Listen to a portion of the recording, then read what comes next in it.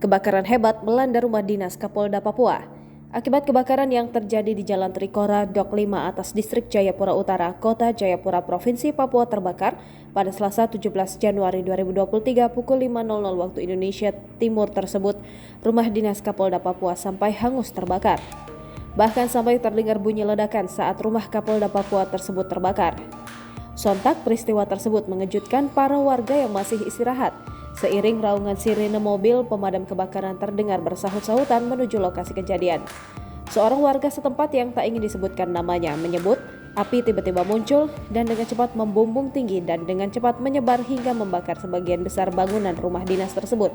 Berdasarkan pantauan tribunpapua.com, jajaran Polda Papua bergerak cepat untuk melumpuhkan amukan si jago merah dengan mengerahkan sejumlah mobil water cannon.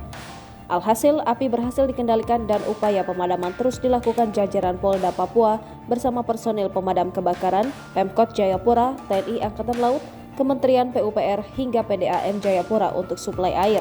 Sayangnya, sebagian besar bangunan tersebut hangus terbakar dan terlihat rata dengan tanah.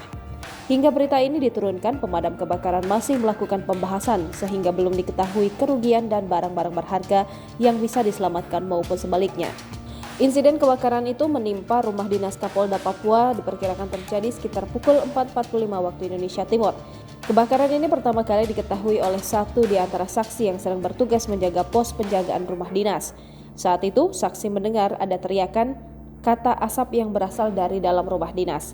Seketika itu juga, saksi bersama rekan jaga yang lain langsung berlari menuju ke arah dalam rumah.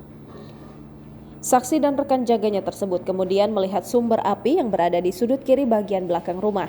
Tidak lama kemudian, berdasarkan keterangan saksi, terdengar bunyi ledakan dari dalam rumah disertai api.